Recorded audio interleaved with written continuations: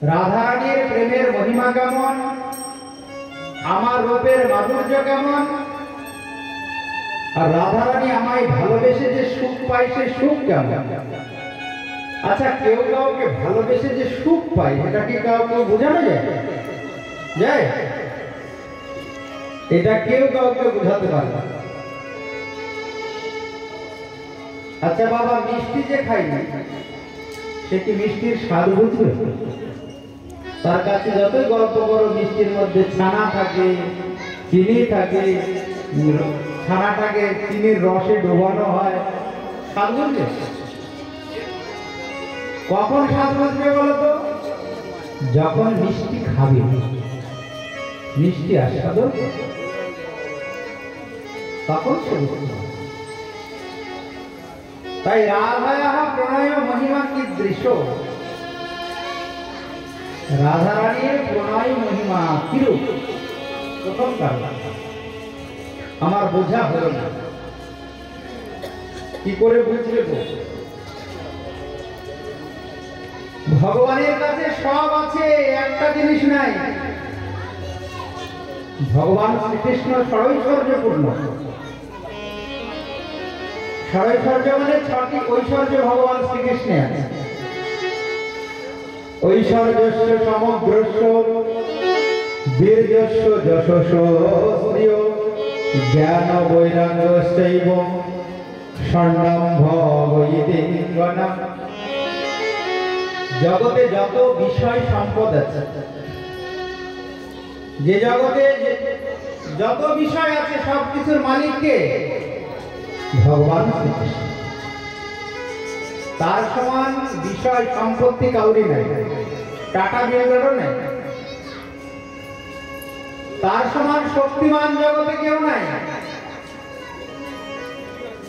তার সমান সুন্দর কেউ নাই, তার সমান খ্যাতি কাউকে নাই, তার সমান জ্ঞানী জগতে কেউ নাই, তার মতো বৈরাগ্যবান জগতে কেউ নাই। ষড়ৈশ্বর্যপূর্ণ ভগবান, কিন্তু তার কাছে একটা জিনিসের অভাব। কিসের অভাব বলো তো? কিসের অভাব ভগবানের? ভগবানের কাছে ভক্তির অভাব। কৃষ্ণের কাছে ভক্তি নাই। ওই ভক্তির ভান্ডারী করেছেন ভগবান রাধারানী।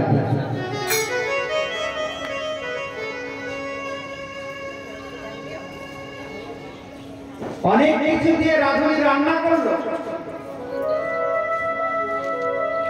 কিন্তু রান্নাটা কেমন হয়েছে সার্টিফিকেট কে দেবে? কে? যে আস্বাদন। রাধুনি যতক্ষণ না খাবে ততক্ষণ বুঝতে পারবে রান্না কেমন হয়েছে। ভগবান অনেক কিছু তৈরি করেছেন বিশ্বচরে, কিন্তু ভগবান কেমন, কে আস্বাদন করে? ভক্ত। সেই ভক্ত চূড়ামণি আমার শ্রীমতী রাধা। বলো রাধারানী কি। তিনি আস্বাদন করছেন ভগবান কেমন।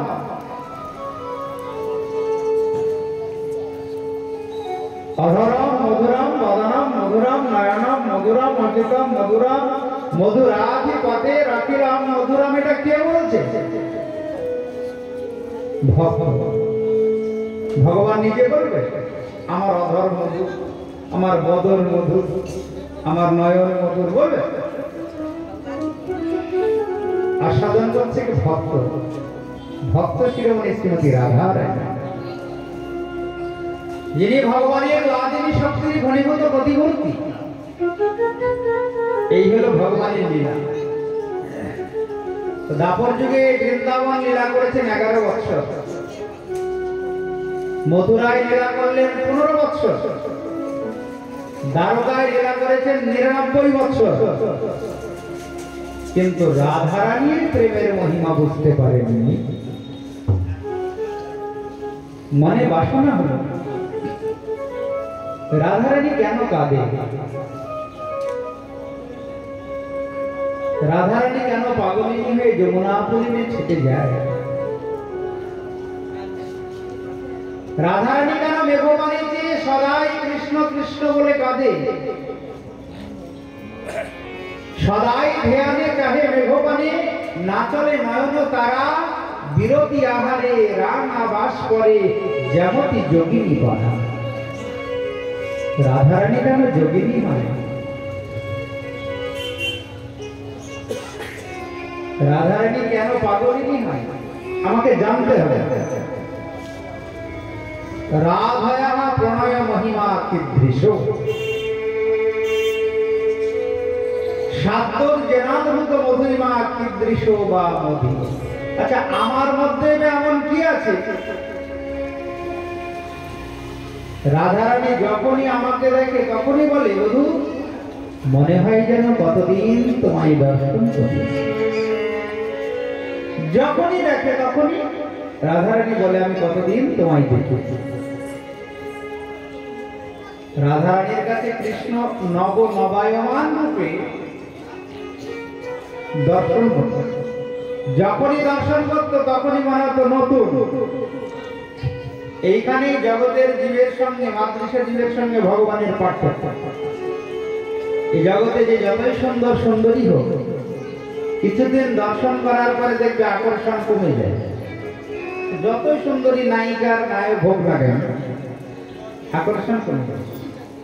কিন্তু ভগবান এতই সুন্দর, সচ্চিদানন্দ ঘন বিগ্রহ, তাকে যতই দেখো না কেন নয়নের স্বাদ কোনদিন মেটে না। তাই রাধারানী বিধাতাকে বলতেন, তুমি কেবল দুটি নয়ন দিয়েছ,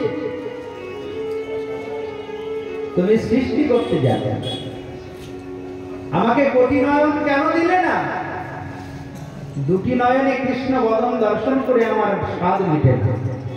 তুমি যদি আমায় কোটি কোটি নয়ন দিতে, আমি মনের স্বাদ মিটিয়ে কৃষ্ণ বদন দর্শন করতাম।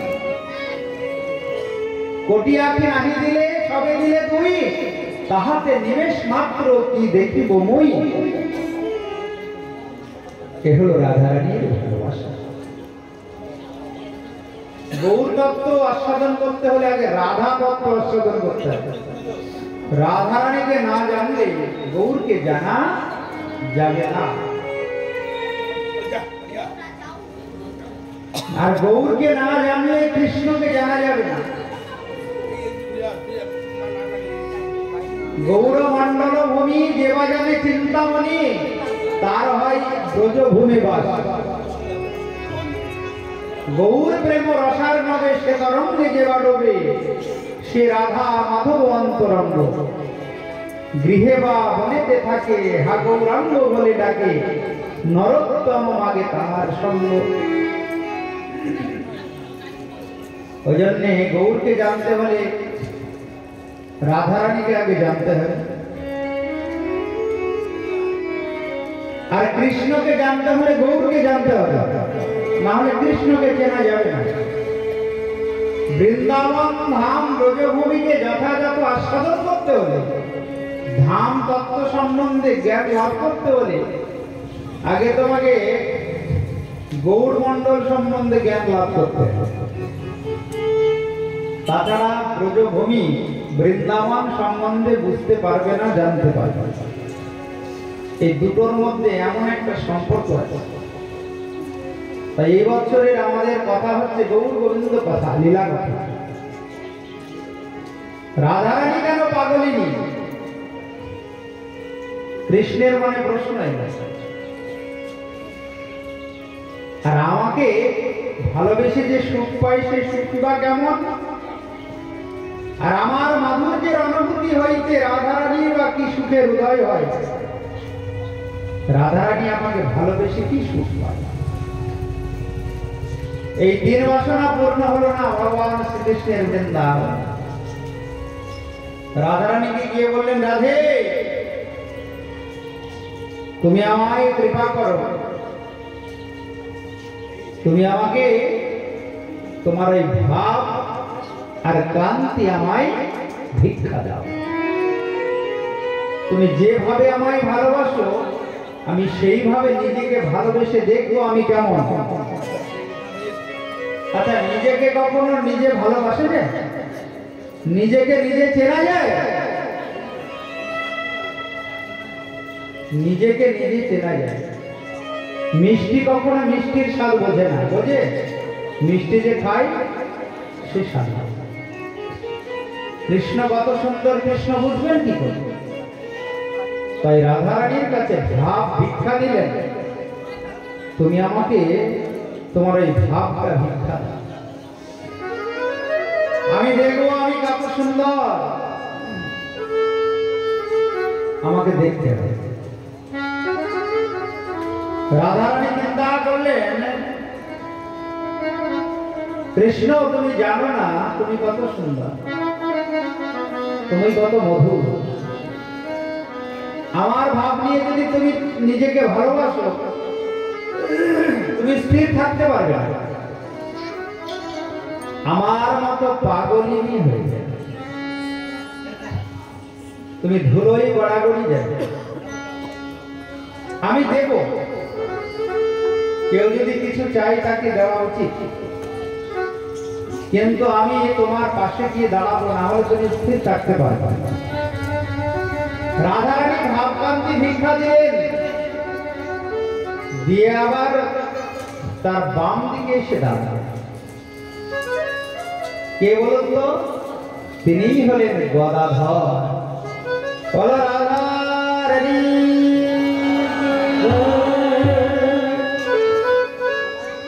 ভাবকান্তি ভিক্ষা দিয়ে ভাবলেন, গৌরহরি যখন ক্রন্দন করবে কৃষ্ণ কৃষ্ণ বলে, তখন তো ধুলোই গড়াগড়ি যাবে, তার অঙ্গে ব্যথা লাগবে, তার কোমল অঙ্গে ব্যথা লাগবে বলে আমি তার পাশে দাঁড়াবো। তাই রাধারানী আর এক অংশে গদাধরকে কলিযুগে এলেন। এই যে আমরা পঞ্চতত্ত্ব কীর্তন করি না, এর মধ্যে 5টা তত্ত্ব লুকিয়ে আছে। না, শ্রীকৃষ্ণ চৈতন্য প্রভু নিত্যানন্দ শ্রী অদ্বৈত গদাধর শিবাসাদি গৌর ভক্ত, এর মধ্যে 5টা তত্ত্ব আছে। কি কি? পঞ্চতত্ত্ব মানেই 5টা তত্ত্ব। তো মন দিয়ে শুনবে, শ্রীকৃষ্ণ চৈতন্য প্রভু নিত্যানন্দ আর অদ্বৈত, এই 3 জন হলো এক তত্ত্ব। এই 3 জন হলো ঈশ্বর তত্ত্ব বা বিষ্ণু তত্ত্ব। ওই জন্য এই 3 জনের চরণেই তুলসী দেওয়া যায়। দেখবে পঞ্চতত্ত্বে 5 জন দাঁড়িয়ে আছে, সবার চরণে কিন্তু তুলসী দেওয়া যাবে।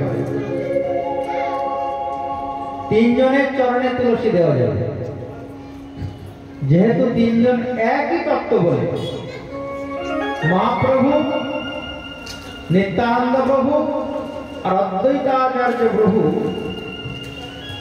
এই 3 জন একই তত্ত্ব বলে 3 জনের চরণে তুলসী দেওয়া যাবে পূজা করার সময়। আর গদাধর আর শ্রীবাস আলাদা তত্ত্ব, ওই জন্য গদাধরের আর শ্রীবাসের চরণে তুলসী দেওয়া যাবে না। গদাধর হলেন শক্তি তত্ত্ব, আর শ্রীবাস হলেন ভক্ত তত্ত্ব। এগুলি মনে রাখবেন। আর যদি ভুলে যাও, ওই যে রেকর্ডিং হচ্ছে, রায়ধনী চ্যানেল সাবস্ক্রাইব করবে, চলে আসবে। এইগুলি ভজনের কথা, তত্ত্ব কথা না শিখলে কোনোদিন ভগবানকে পাওয়া যাবে। এ কথা মহাপ্রভু নিজেই বলেছেন, সিদ্ধান্ত জানিতে চিত্তে না করো অলস, যাহা হইতে কৃষ্ণে লাগে সুদৃঢ় মানস। জ্ঞান না থাকলে মন চঞ্চল হয়ে যাবে, মন বিক্ষিপ্ত হয়ে যাবে। যখন একটি সংসারে অশান্তি হবে, তখন মনে হবে ধর এই সংসারে কে থাকে, ওর থাকে মরে গেলেই ভালো, এখানে ওখানে গিয়ে ঝাঁপ দেব, দুর্ঘটনা ঘটা। আর জ্ঞান যদি থাকে, সমস্যা আসলে ঠিক ওই জ্ঞান তোমার সামনে এসে দাঁড়াবে, জ্ঞানের উদয় হবে, তখন আর দুর্ঘটনা ঘটবে না। তাই ভাগবত তত্ত্ব জ্ঞান অবশ্যই প্রয়োজন, জ্ঞান চাই। পঞ্চতত্ত্ব মানে 5 জন তত্ত্ব, 5টি তত্ত্ব। নিত্যানন্দ, মহাপ্রভু আর অদ্বৈত ঈশ্বর তত্ত্ব বা বিষ্ণু তত্ত্ব, আর গদাধর আর শ্রীবাস একজন শক্তি তত্ত্ব আর একজন ভক্ত তত্ত্ব। এই হলো পঞ্চতত্ত্ব। মনে থাকবে কি? মনে থাকবে না? খুব মন দিয়ে শুনবেন। আমরা যে পঞ্চতত্ত্বের পূজা করি, পূর্বজন্মে কে কি ছিল? শ্রীকৃষ্ণ চৈতন্য কৃষ্ণ, নিত্যানন্দ বলরাম, অদ্বৈত সদাশিব, গদাধর রাধারানী, আর শ্রীবাস হলো নারদ। যে ভাগবতে আমরা নারদের কথা শুনি, নারদ এসে ব্যাসদেবকে জ্ঞান দিলেন, তোমার মনে কেন দুঃখ, তুমি আমার পূর্বজন্মের কথা শোনো। ওই নারদই কলিযুগে হয়েছেন শ্রীবাস, আর রাধারানী হয়েছেন গদাধর। যে শিব ঠাকুর গোপেশ্বর সেজেছিলেন, ওই গোপেশ্বর মহাদেব কলিযুগে হয়েছেন শান্তিপূর্ণাথ অদ্বৈতাচার্য। আর বোঝের যে বলাই বলরাম কলিযুগে হয়েছে শ্রীপাদ নিত্যানন্দ। আর ব্রজেন্দ্র নন্দন কৃষ্ণ তিনি হয়েছেন কলিযুগে সচিনন্দন গৌর হরি। বলো সচিনন্দন গৌর হরি। পরিষ্কার হয়েছে তো? এই পঞ্চতত্ত্ব মনে না রাখলে কিন্তু কলিযুগে ভজন হবে। এই পঞ্চতত্ত্বের পূজা করতে গিয়ে যাত্রার চরণে তুলসী দিয়ে দেবে, অপরাধ হয়ে যাবে। ওই জন্যই সাধু সঙ্গে এগুলি শিখতে হয়। কার চরণে তুলসী দেওয়া যাবে, কার হাতে তুলসী দিতে হবে, কার চরণে ফুল দিতে গেলে কিভাবে ফুল দিতে হবে, কোন মন্ত্রে ফুল দেওয়া যাবে। আর একটা কথা বলে রাখি, গুরুবর্গ যখন থাকবে, গুরুবর্গে যখন চরণে ফুল দেবে, হাত না ধুয়ে ফুল দিলেই অপরাধ হয়ে যাবে। মনে করো গুরুবর্গ, তোমার গুরুদেব, তার গুরুদেব, তার গুরুদেব, তার গুরুদেব সিংহাসনে সাজানো আছে। এবার প্রথমে যার চরণে তুমি ফুল দিলে, তারপরে হাত না ধুয়ে কিন্তু দ্বিতীয় জনের চরণে ফুল দেওয়া যাবে না। হাতটা ধুয়ে নিয়ে তার প্রথমে যার চরণে দিলে তার থেকে শ্রেষ্ঠ জনের চরণে ফুল দিতে হবে। আবার তার চরণে যখন দিলে, তার থেকে যখন আরো সিনিয়র শ্রেষ্ঠ জনের চরণে ফুল দেবে, হাতটা ধুয়ে নিতে হবে। এইটা হচ্ছে ভজন প্রণালী, সেবা প্রণালী। অনেকে সেবা করে, গুরুচরণ আশ্রয় করে, কিন্তু কিভাবে ফুল দিতে হয়, তুলসী দিতে হয় জানে না। রাধা রানী কি, তাই তো? না হলে পরে অপরাধ হবে। দীক্ষা শুধু নিলে হবে না, সেবাটা শিখতে হবে। গুরুদেবের সঙ্গ করে জানতে হবে কিভাবে আমি তুলসী দেব। অনেকে তুলসী উল্টো করে দেয়, মানে যেদিকে শিরা আছে ওই দিকে দেওয়া যাবে না, কিন্তু যেদিকে মসৃণ, যেন ভগবানের কোমল অঙ্গে ব্যথা না লাগে, সেই দিকে তুলসীটা চন্দন মাখিয়ে দিতে হবে। বুঝেছ? ফুলের মোটা সহিত ফুল দেওয়া যাবে না। ফুলের মোটা সহিত ফুল গোবিন্দ চরণে, যেমন গোলাপ ফুল অনেকে দেয়, লম্বা মোটা সহিত গোলাপ ফুল দিয়ে দিলে হবে না। ভগবানের অঙ্গে যেন ব্যথা না লাগে, সেইভাবে গোবিন্দের সেবা করতে। তাই ভগবান সচ্চিদানন্দময় বিগ্রহ হয়েও জীবের মঙ্গলের জন্য তিনি 5টি রূপ ধারণ করেছেন। 5 রূপই হলো পঞ্চতত্ত্ব। নারদকে, নারদ তো ভগবানেরই অবতার, বলরাম তো ভগবানেরই অংশ, রাধারানী তো ভগবানেরই শক্তি, সদাশিবকে, সেই তো কারণদর্শী বিষ্ণু, যিনি সদাশিব হয়েছেন, তিনি সেই কারণদর্শী বিষ্ণু, যার দ্বারা ভগবান এই জগৎকে সৃষ্টি করেছেন। প্রতিপালিত অদ্বৈতাচার্য। ভগবানই পঞ্চতত্ত্বে 5 রূপে বিভক্ত হয়েছে। বোঝা গেল? ভগবান জীবের মঙ্গলের জন্য 5টি রূপে বিভক্ত হয়েছেন, সেটাই হলো পঞ্চতত্ত্ব।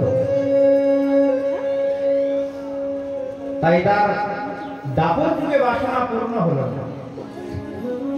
রাধারানীর ভাব কান্তি নিয়ে পুলিশ গিয়ে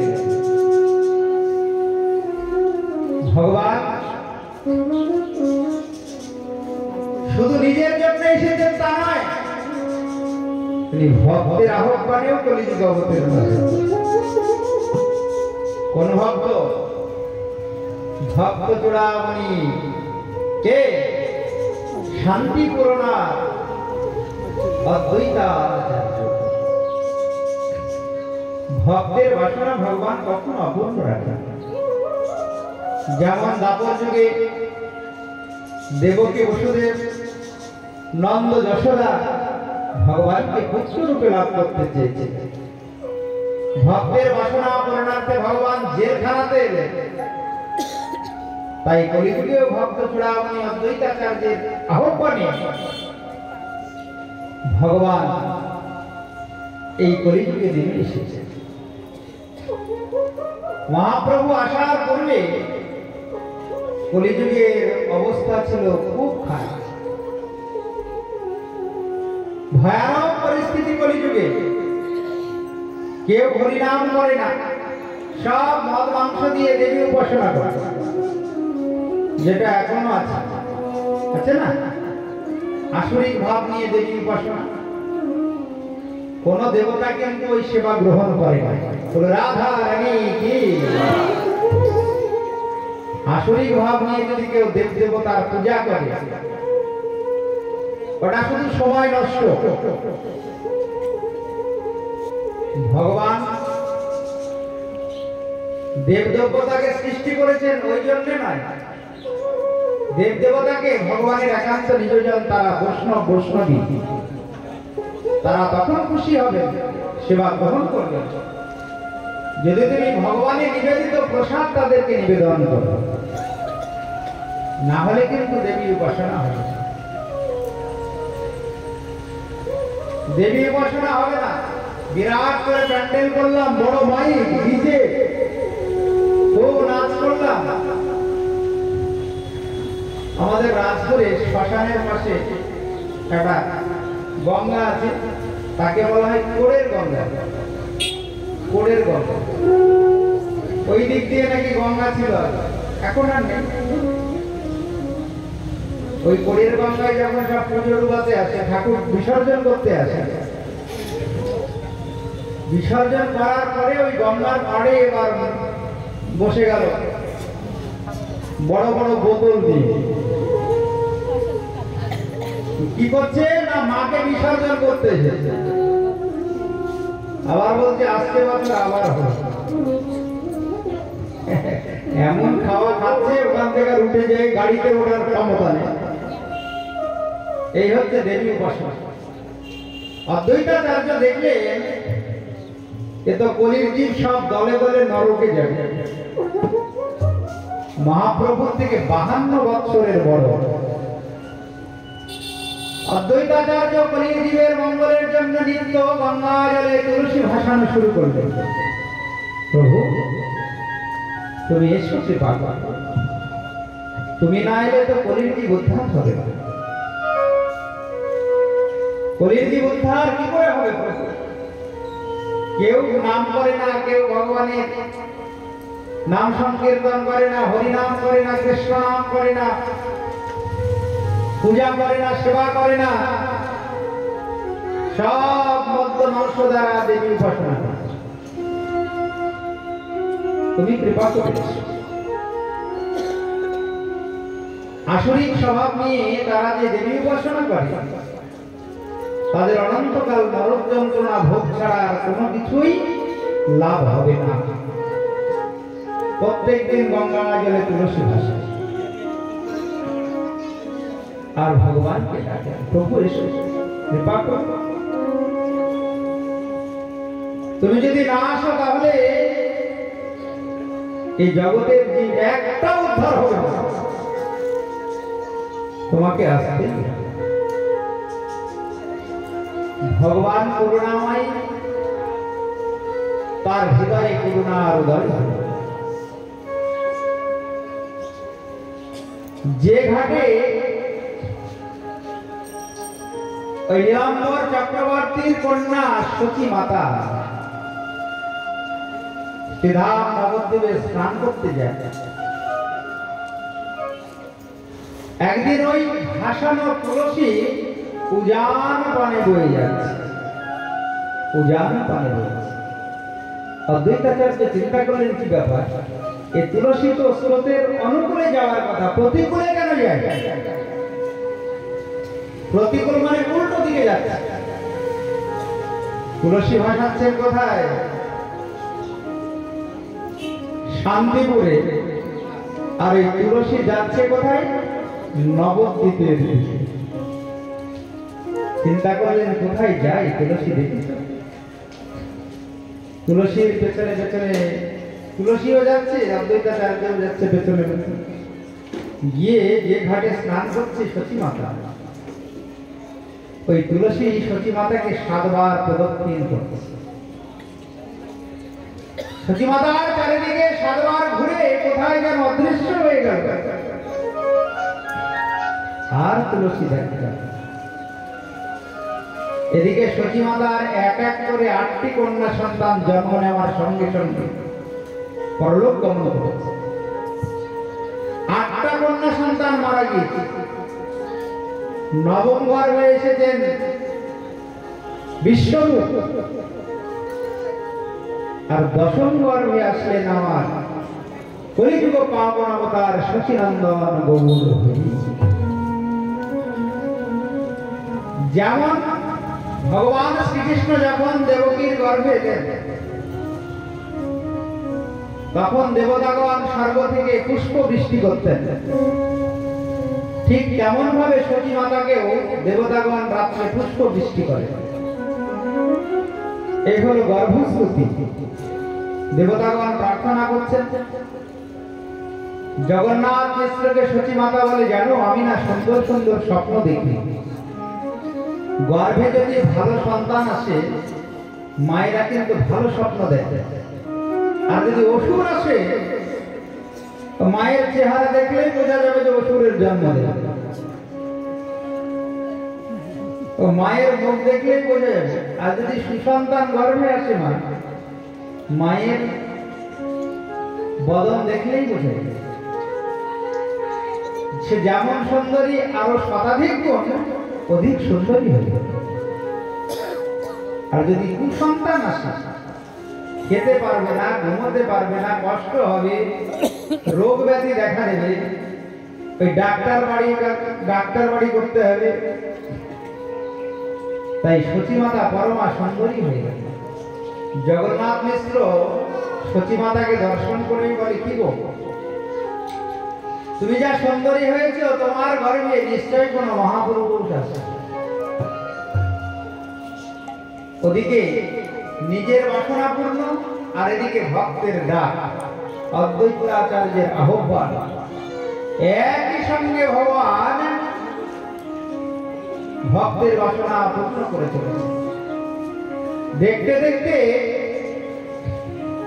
যথা সময়ে সে উপস্থিত হচ্ছে। কোন সময়? 1407 শতাব্দীর 23শে ফাল্গুন, সকলঙ্ক চন্দ্রকে রাহুগ্রস্ত করিয়া হরিকীর্তন প্রচারের জন্যই যে তাহার আবির্ভাব, তাহার স্পষ্ট ইঙ্গিতে জ্ঞাপন করে চতুর্দিকে হরি সংকীর্তন শুরু করলেন ভক্তগণ।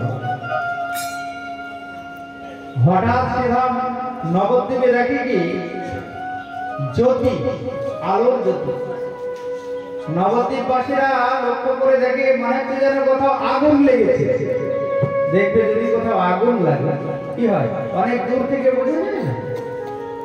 তদ্রূপ যখন ফাল্গুনের দোল পূর্ণিমায় 1407 শকে সচিনন্দন গৌর হরি আবির্ভূত হলেন, জন্ম নিলেন, মনে হচ্ছে যেন চন্দ্র আজকে মাটিতে নেমে এসেছে।